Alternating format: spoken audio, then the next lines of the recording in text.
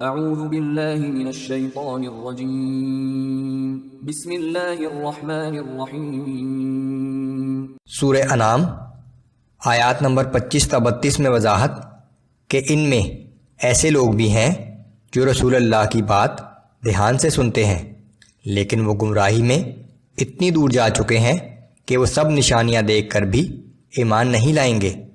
کفار کہتے ہیں کہ ہم مرنے کے بعد دوبارہ زندہ نہیں کیے جائیں گے، لیکن قیامت کے دن اپنی غلطی پر افسوس کریں گے۔ یہ دنیا کی زندگی تو بس کھیل تماشا ہے، پرہیزگار لوگوں کے لیے آخرت کا گھر ہی اچھا ہوگا۔ اعوذ باللہ من الشیطان الرجیم ومنهم من يستمع إليك وجعلنا على قلوبهم أكنة أن يفقهوه وفي آذانهم وقرا وإن يروا كل آية لا يؤمنوا بها۔ اور ان میں سے کچھ لوگ تو ایسے ہیں جو آپ کی طرف کان لگا کر قرآن سنتے ہیں، مگر ہم نے ان کے دلوں پر پردہ اور ان کے کانوں میں گرانی ڈال دی ہے تاکہ وہ سمجھ ہی نہ سکیں، اور اگر یہ لوگ تمام نشانیاں بھی دیکھ لیں تب بھی ان پر ایمان نہیں لائیں گے۔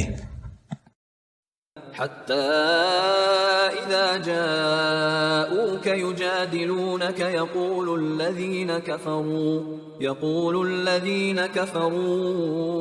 إن هذا إلا أساطير الأولين۔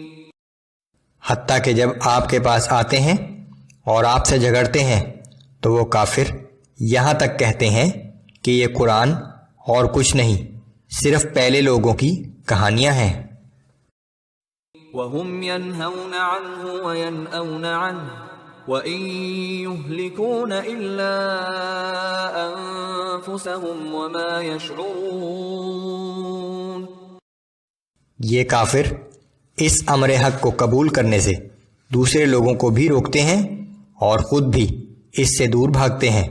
دراصل یہ لوگ ایسی باتوں سے خود اپنی ہی تباہی کا سامان کر رہے ہیں، مگر انہیں اس کا بھی شعور نہیں ہے۔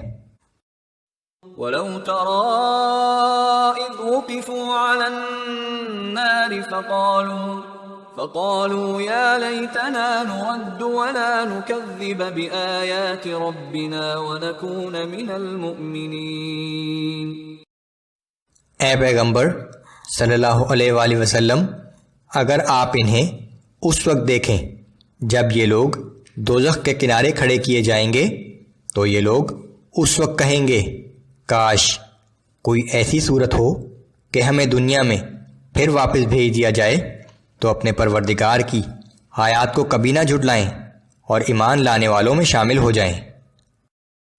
بل بدا لهم ما كانوا يخفون من قبل وَلَوْ رُدُّوا لَعَادُوا لِمَا نُهُوا عَنْهُ وَإِنَّهُمْ لَكَاذِبُونَ۔ دراصل جس حقیقت پر انہوں نے اس سے پہلے پردہ ڈال رکھا تھا وہ ان کے سامنے آ گئی ہے۔ اگر انہیں دوبارہ دنیا میں بھیج بھی دیا جائے تو پھر بھی وہی کچھ کریں گے جس سے انہیں منع کیا گیا تھا، یقیناً یہ ہیں ہی جھوٹے۔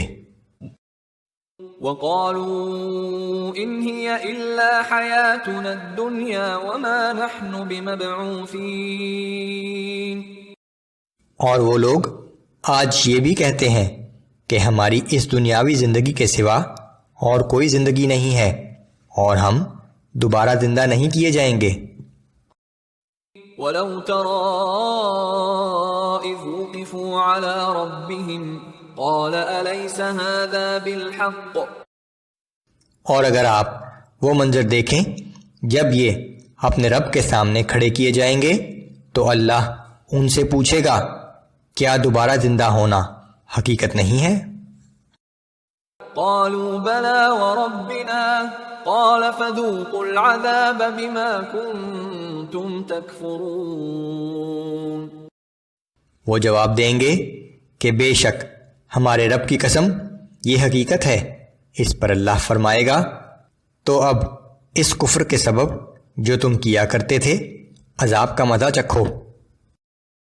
قد خسر الذين كذبوا بلقاء الله یقیناً وہ لوگ سخت خسارے میں رہے جنہوں نے مرنے کے بعد اللہ کے سامنے حاضری کا انکار کیا۔ حتى إذا جاءتهم الساعة بغتة قالوا يا حسرتنا على ما فرطنا فيها وهم يحملون أوزارهم على ظهورهم ألا ساء ما يزرون۔ یہاں تک کہ جب اچانک قیامت آ پہنچے گی تو کہیں گے کہ ہائے افسوس اس غلطی پر جو ہم سے اس دن کے بارے میں ہوئی۔ ان کا حال یہ ہوگا کہ وہ اپنے گناہوں کا بوجھ اپنی پشت پر اٹھائے ہوئے ہوں گے۔ آگاہ ہو جاؤ، وہ بہت ہی برا بوجھ ہوگا۔ ہر شخص کی موت اس کے لیے تو قیامت ہی ہے۔